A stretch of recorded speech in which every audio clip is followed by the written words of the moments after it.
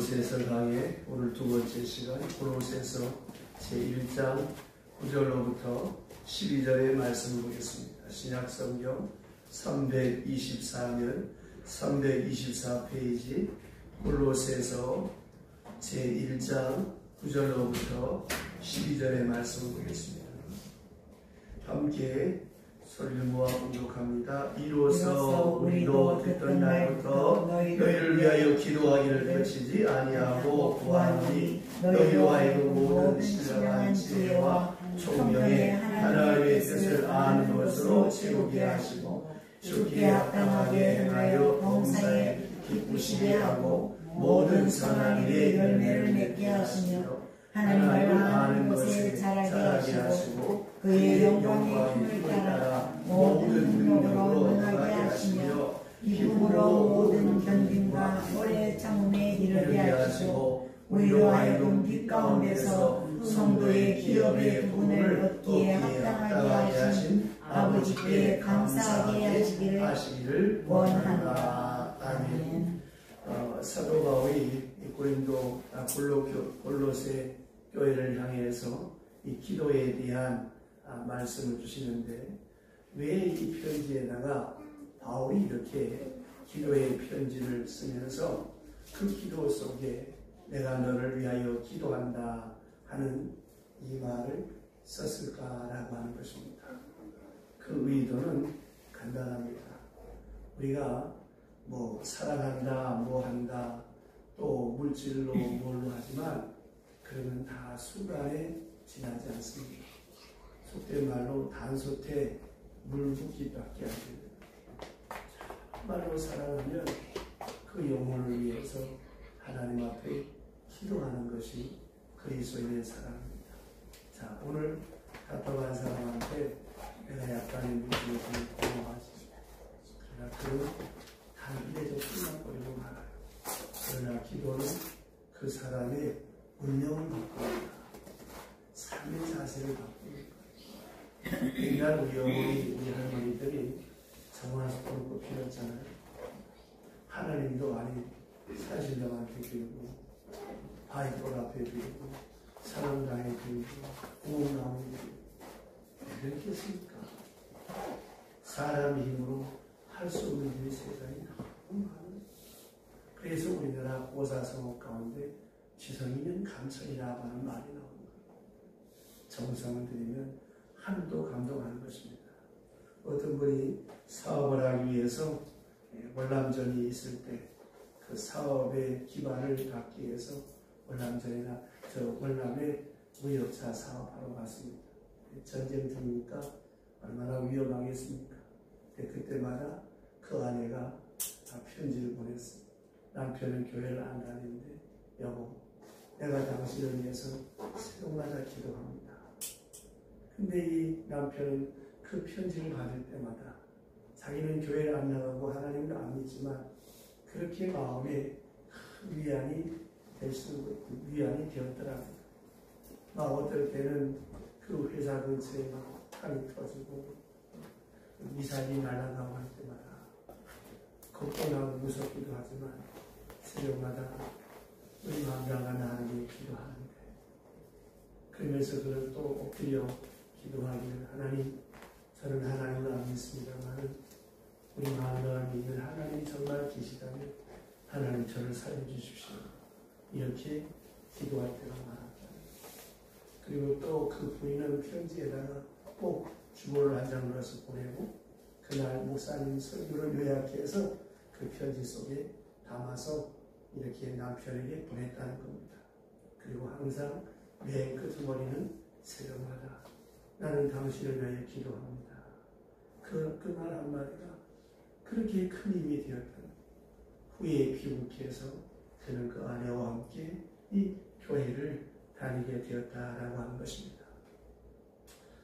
여러분, 우리가 할 수 있는 말 가운데 가장 아름다운 말은 내가 당신을 위해 기도합니다. 이것은 우리의 신앙 고백인과 동시에 아름다운 사랑의 고백이죠. 지금 여러분 얼마나 좋습니까? 이 휴대폰이라고 하는 이 문자라고 하는 것이 우리 생활에 얼마나 편리합니까? 전화를 걸면 주변 사람들 신경 쓰여 또 그 사람이 전화를 편하게 받을 수 있는지 없는지 우리가 알 수가 없잖아요. 그리고 얼굴 보면서 교회 나와라 예수 믿어라 하는 이런 말보다 여러분들이 교회 와서 은혜 받은 말씀을 거기에 적기도 하고 또 우리 배목사님이 이 주보에다가 좋은 카메라를 싣잖아요. 그거 다 치기 힘드니까 카메라로 찍으면 글씨가 확대되잖아요. 야, 이번 주에 내가 교회 갔는데 우리 목사님들 카메라입니다. 그거 보내고 나는 너를 위해서 이렇게 기도한다. 이 얼마나 아름다운 사랑의 고백입니다. 또 한 가지, 이 바울이 이 편지를 통해서 이 골로새 교회 성도들에게 기도를 가르쳐 주고 싶었던 것입니다. 바른 기도의 자세를 가르쳐 주면서 이렇게 기도하라. 저들에게 바른 기도를 가르쳐 주기 위해서 내가 너희를 위해 기도한다 하는 권면을 했고 또 하나가 내 소원이 이루니까 너희들도 이와 같은 소원을 가지기를 바란다. 내가 기도하는 것처럼 내가 하나님을 섬기는 것처럼 내가 소원하는 것처럼 소원하고 내가 힘쓰는 것처럼 너희들도 힘썼으면 좋겠다. 그래서 시간과 공간을 달리하고 있지만 같은 마음 같은 방향으로 하나님께로 향하기를 이 사도 바울은 편지 때마다 이렇게 기도로 써 보냈다고 하는 것입니다. 우리가 이미 공부한 에베소서에 보게 되면 그 편지 한 장 속에도 사도 바울의 기도가 3번씩이나 나오고 또 빌립보서에도 보면 기도가 있죠. 오늘 본문에 이 골로새서에서도 기도가 나옵니다. 아마 기도하면서 바울이 편지를 썼던 것이고 동시에 편지 내용 속에 내가 너희들 위해서 계속적으로 오늘 본문에 보는 대로 기도하노라 이렇게 말하고 또 기도한다고 말만 한 것이 아니라 그 기도의 내용을 구체적으로 썼습니다. 나는 이렇게 기도한다. 구체적으로 나는 이렇게 기도한다. 만약에 자녀들에게 편지를 쓴다면 내가 너희들을 위해서 이런 사람이 되기를 위하여 나는 새벽마다 저녁 잠자리마다 너희들을 위해 기도한다. 이 얼마나 여러분 아름답습니까? 저는 늘 생각을 합니다. 신앙생활이란 무엇이냐? 곧 기도생활입니다. 그러니까 기도의 문이 열려야 하고 하나님과 나와의 관계니까 결국은 이 기도가 바로 돼야 이 신앙생활이 바로 되는 것입니다. 그래서 그 성도의 기도생활을 보면 그의 믿음을 측량할 수가 있습니다. 오랫동안 예수 믿은 사람임에도 불구하고 그 기도가 신앙적 기도가 아닌 것이 많습니다. 속된 말로 말하면 무당기가 안 빠져있는 무속적인 기도가 많다는 거예요. 아직도 그 소원이 신앙화되지 못한 그런 경우를 봅니다. 그러므로 우리가 이런 기도야말로 정말로 우리의 신앙의 수준을 높이면서 이 기도가 바뀌어져야 되고 기도의 제목도 바뀌어져야 된다고 하는 걸 잊지 말아야 합니다. 어린아이는 어떻습니까? 늘 달라고만 하잖아요. 자기만 위해 달라고. 이 신앙생활도 항상 어린아이처럼 미숙해서 되겠습니까? 점점 자라나야죠. 그래서 예수님께서 말씀하시지 않습니까? 너희들이 구하기 전에 아십니다. 자꾸 구하고 또 뭐 빠지게 있나 싶어서 미처 구하지 못한 것까지 그러잖아요. 우리가.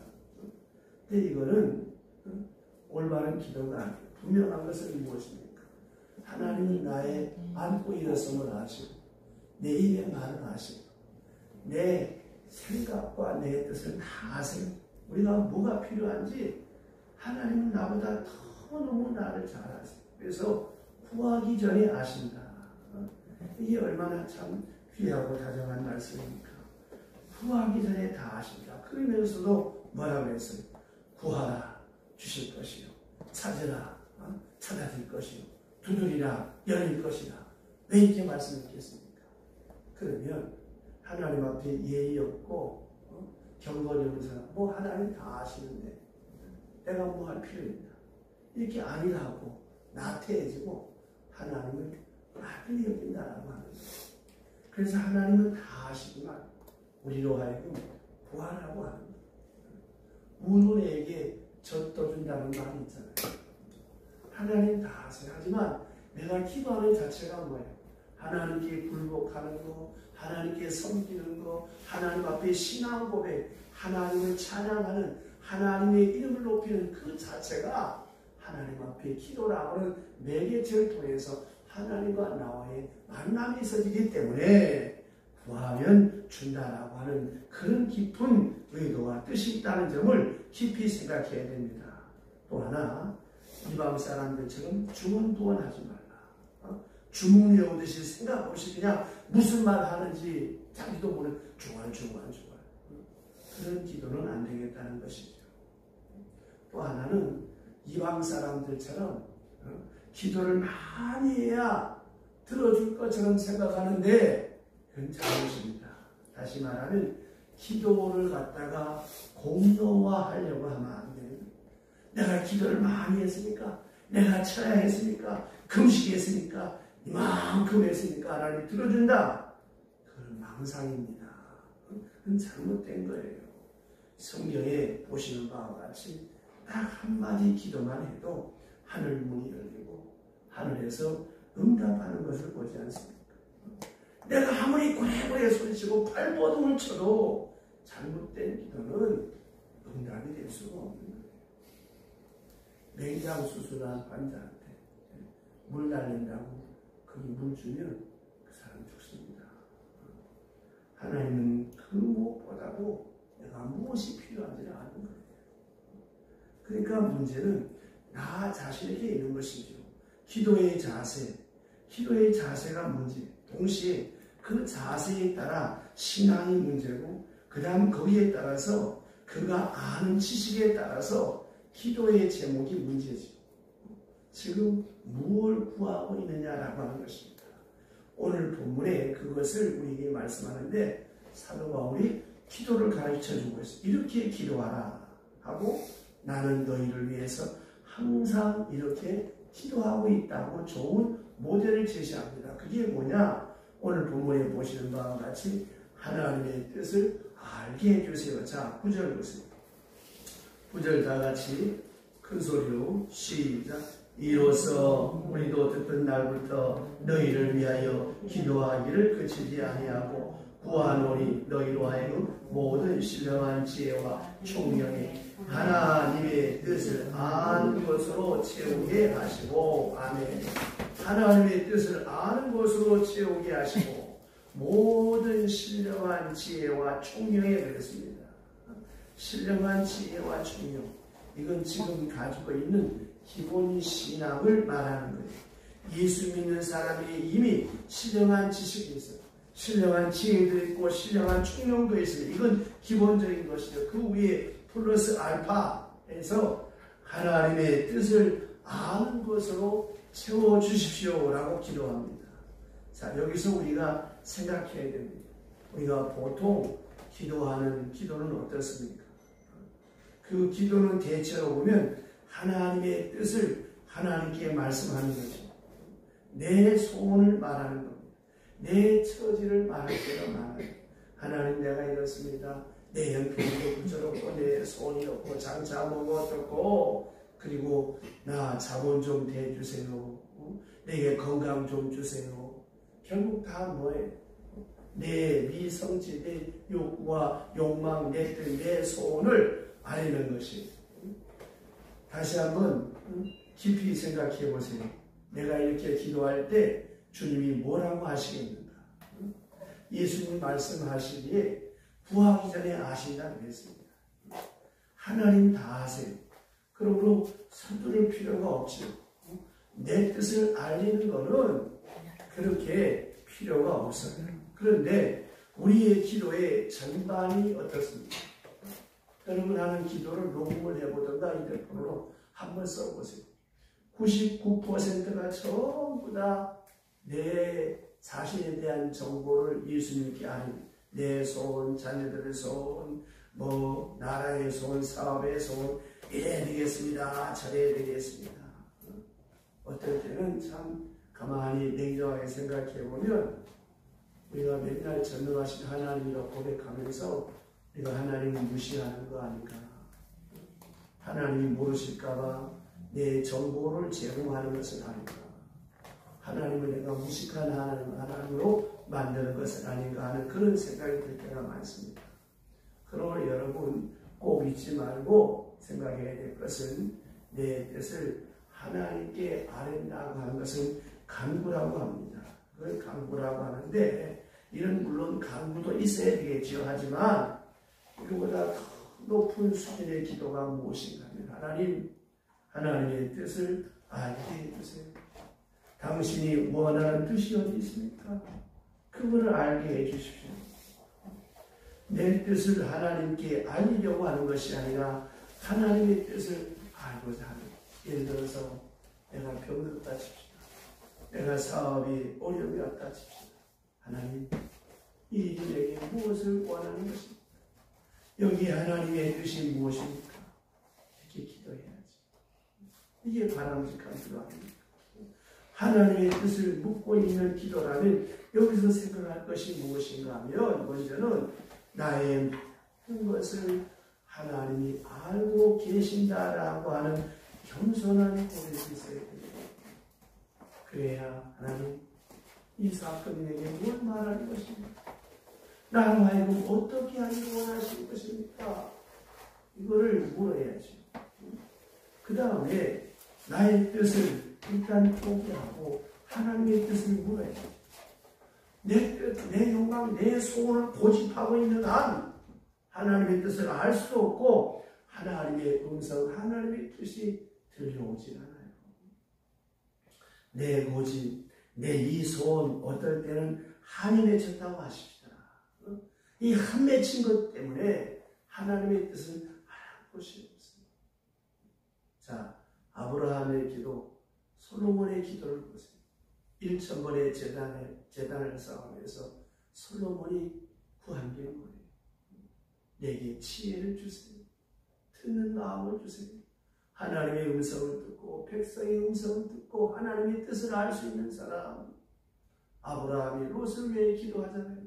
하나님 저 조카 구해주셔야 됩니다. 안 되면 큰일 납니다. 이런 말 한마디 없어요. 저 소dom성에 조카가 사는데 감히 조카 이름을 부를 수도 없어. 하나님 저 성에 50명, 40명, 20명, 10명만 있다면 저 성을 멸하지 않겠습니까? 그렇게 기도하는 이유는 거기에 내 조카가 사. 하나님 왜 그걸 모르시겠어요?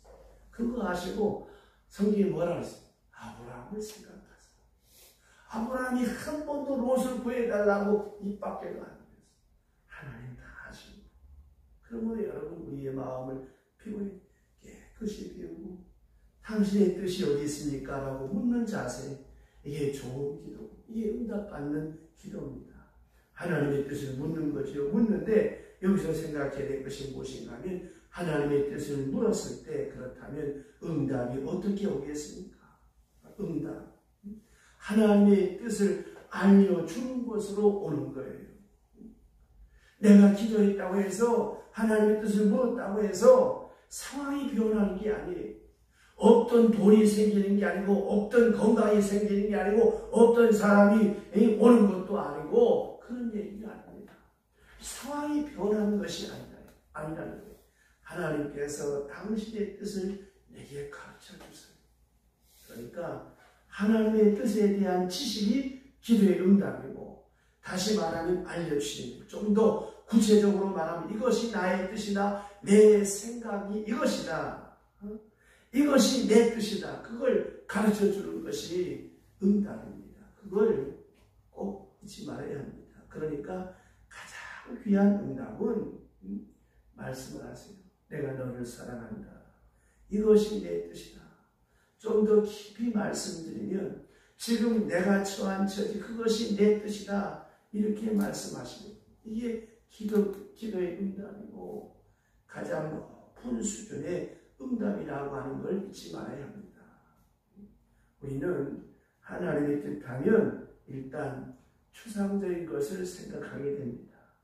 옳은 것, 거룩한 것, 선한 것, 의로운 것 이런 거 있잖아요.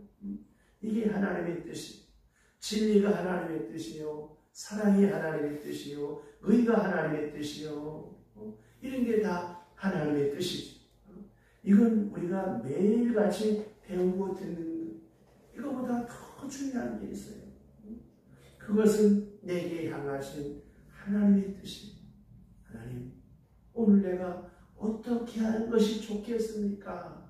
라고 물었을 때 하나님의 뜻이 어디 있습니까? 이제 말씀하십니다. 내가 처한 그대로가 내 뜻이다. 여기에 대한 확실한 증거가 있습니다. 겟세마네 동산에서 예수님이 기도하신 것입니다. 하나님의 뜻이 어디 있습니까? 내 뜻대로 마옵시고 아버지의 뜻대로 하옵소서. 벌써 헌신하고 아버지의 뜻대로 되게 해 주십시오 하고 아버지의 뜻을 물었습니다. 아버지의 뜻은 이것입니다. 내일 아침 십자가 지는 것이 내 뜻이다. 그래서 요한복음 18장에 보면 산에서 내려오시다가 하시는 말씀이 있습니다. 아버지께서 내게 주신 잔을 내가 마시지 않겠느냐. 땀방울이 변하여 피방울이 돼도 밤새도록 기도하시고 들으신 응답이, 아버지께서 내게 주신 잔, 내 앞에 전개되는 어려운 고난, 어려운 십자가, 이건 마귀가 주는 것도 아니고 사랑하는 아버지가 사랑하는 아들에게 주는 아버지의 뜻이다. 이것이 예수님께서 받은 응답입니다. 우리 같아서는 어떻게 하는 게 응답이라고 생각할까요? 우리 같으면 어떻게 해야 아주 속이 시원한 응답이라고 할 수 있겠습니까? 내가 땀방울에 핏방울에 기도하고 소리 지르고 막 목이 쉬어 터지도록 기도하고 내려왔을 때 응답이 어떻게 돼야 되겠습니까? 십자가를 지우려고 오던 군병들이 장님이 되든지, 예수님 채찍질하는 손이 비틀어지든지, 십자가를 지우려고 할 때 막 지진이 일어나고 막 천둥 번개가 치든지, 이렇게 돼야 이 화끈한 응답이라고 우리는 이렇게 생각할 때가 쉽습니다. 그런데 보세요. 응답이 뭐예요? 엘리 엘리 라마 사박다니 하면서 십자가에 돌아가죠. 이게 어떻게 응답이라고 할 수 있겠습니까? 그러나 여러분, 이것이 응답입니다. 이걸 잊지 마세요. 예수님은 겟세마네 동산에서 확실하게 응답을 받았어요. 받고 응답한 대로 순종한 것입니다. 이것이 기도의 응답이라고 알아야 합니다. 만약 여러분이 그때 세상을 떠난다라고 하십시다. 물론 떠나게 될 때 낫게 해달라고 기도하겠지. 하나님, 내 생명을 더 연장해 주세요. 더 살아야 되겠습니다. 이렇게 기도하다가 나는 어떡하나, 내가 떠나면 어떡하나, 자식들은 어떻게 되나, 별소리 다 하다가 내 마지막에 점점 힘들어져 이제 뭐라고 기도하고 물어야 되겠습니까? 하나님, 하나님의 뜻이 무엇입니까? 이제 내 귀에 들려옵니다. 이번 병에서 네가 세상을 끝내야 되겠다. 여기서 세상의 결론을 내려라. 떠날 준비를 해라. 이런 마음이 들고 이런 생각, 이런 음성, 이런 응답이 왔을 때 뭐라고 해야 되겠습니까? 예, 그렇습니까? 이렇게 해야 되는데 이게 안 되잖아요. 우리는 아닙니다. 이거 뭔가 잘못된 겁니다. 병원을 옮겨야 됩니다. 이럴 때가 많다고 하는 거예요. 보세요. 언젠가는 내가 세상에 떠나는 것이 내 뜻이다. 그럴 때 여러분, 그 음성, 그 감동, 하나님 주신 그 생각, 그 앞에 어떻게 되겠습니까? 의사를 보고 못 고친다고 원망할 것도 없고, 누구 때문이라고 원망할 것도 없고, 이것이 아버지의 뜻이니까 오늘 내가 세상을 떠나는 것이 아버지의 뜻이니까 이것이 응답이라고 한다면 내가 낫게 해달라고 기도하고 또 부르짖을 필요는 없고, 그렇다면 하나님 마지막까지 내가 멋있게 하나님 앞에 가게 해주세요. 이것이 하나님 앞에 서 있는 성도의 자세가 아니겠습니까? 그런데 우리는 그렇지를 못한다. 낫게 해달라고 기도하고 또 부르짖는 거예요. 그래도 아무 답이 없으면 그때 어떻게 되겠습니까? 마지막에는 원망하고 불평하고 별소리 다 하는 그런 사람들이 많잖아요. 그건 잘못된 신앙이지. 하나님의 뜻, 구체적인 이 하나님의 뜻이 있어요. 내게 향한 하나님의 뜻, 그것을 알게 해주세요. 사실 그것만 알면 지금 내가 처한 처지, 이것이 아버지의 뜻이라면 얼마나 좋겠습니까? 여러분, 우리의 결혼생활도 마찬가지입니다. 이 사람하고 사는 것이 아버지의 뜻이에요. 그렇다면 사랑해야지. 아무리 어렵더라도. 근데 무슨 생각을 하는가? 이거는 역사적인 실수. 처음부터 뭐가 잘못된 거야. 이러니까 속물째 흘리는 거예요. 그래서 예수님께서 이 결혼관을 바르게 가르쳐 주시지 않습니까? 제가 주의할 때도 맨 마지막에 꼭 하는 말이 하나님께서 짝지으셨다. 이 아버지의 뜻이. 이 사람하고 한평생 사는 것이 하나님의 뜻이다. 그러니 끝까지 잘 참고 견디며 살아야지. 이게 흔들려서는 안 되겠지. 근데 문제는 뭐냐면 하나님의 뜻이 아닌 것 같아. 그래서 자꾸만 마음의 갈등과 고민이 더해집니다. 그리고 이 하나님의 뜻 앞에서 내 자신을 꺾고 순복해야 되는데 아니라고 자꾸 얘기해요. 그러니까 결국 문제가 되는 것이죠. 여러분, 기도할 때 내 마음속에 이것이 하나님의 뜻이다, 이렇게 믿어지는 사람이 예수의 사람입니다. 어떤 분은 그런 기도의 응답을 받았습니다. 너무너무 남편하고 살기 힘들어가지고 정말 갈라쓰고 싶더랍니다. 못 살겠답니다. 근데 기도할 때마다 자꾸만 그 주례 때 주신 목사님 말씀이 생각이 나면서 하나님이 짝지으셨다 하는 이 말이 자꾸만 지워지지 않는 거예요. 근데 어느 날 기도하다 보니까 참 내가 너무나 성질이 변동맞고 내가 워낙 성깔이 안 좋으니까 하나님께서 이런 억센 남자를 만나겠구나, 이게 필요하구나, 그래서 내가 얻어맞을 때도 많았구나, 이런 생각이 그때부터 들기 시작하면서 하나님 앞에 회개했답니다. 하나님, 맞습니다. 내 이 성질 누가 감당하겠습니까? 이 사람 아니었으면 나는 참 기갈이 센 여자인데 감당을 못했을 텐데, 이렇게 생각하니까 모든 게 은혜더라는 거예요. 그래서 자기가 겸손하게 되었고, 그리고 원망하지 않고 불평하지 않았다는 거예요. 어느 목사님의 간증이 있습니다. 자기가 결혼을 했는데 목회를 하면서 보니까 이 자기 사모가 이게 보통이 아닌 거예요. 참 목회하면서 이 목사는 참 괴로운 거예요. 부부싸움을 해도 수요일 날 아침에 토요일 날 싸우고 나면, 자, 목사는 말입니다. 승질 한 번만 부려도 기도가 안 돼요. 또 집에서 부부싸움하고 나면 그 주일날 설교하면 너무 힘듭니다. 무슨 낯짝으로 설교를 하겠습니까? 그래서 이 목사님은 그 사모님 때문에 너무너무 괴로운 거예요. 기도할 때마다 그 말 그대로 어쩌다 하는 저런 걸 만나겠습니까? 기도할 때도 많았다는 거예요. 그런데 그분이 책에 보니까 그렇게 고백을 했어요. 내가 저런 기갈이 세고 슬깔이 불같은 여자, 드센 여자를 안 만났으면 똑같이 교만이 됐으면 큰일 날 텐데 내가 저 여자 때문에 하나님 겸손을 배웠고 자존심을 깨트릴 수 있는 것을 배웠다.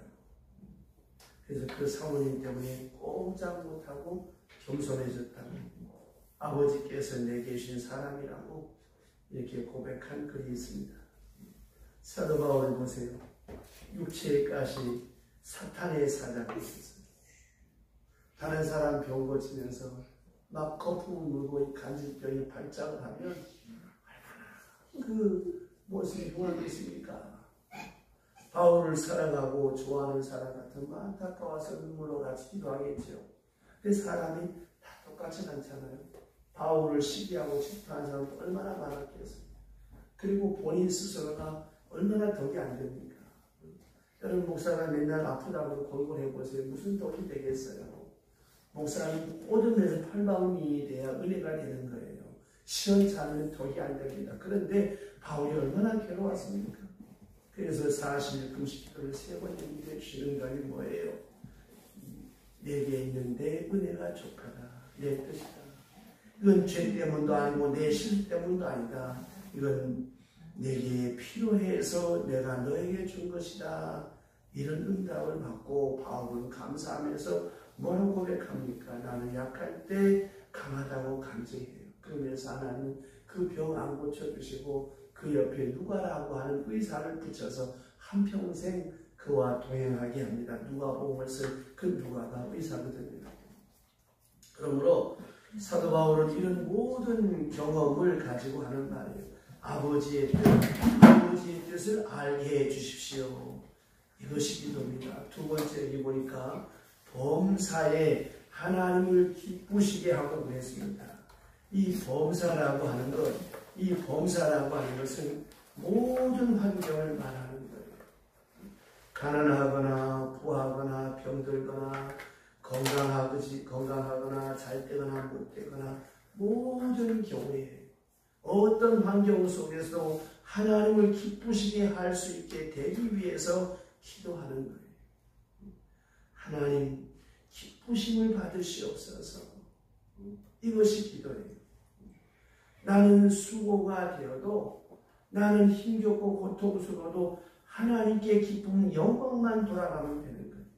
하나님께 기쁨이 돌아가면 모든 고난 중에서 하나님께만 영광만 돌아간다면 나는 만족하겠습니다. 이것이 기도입니다.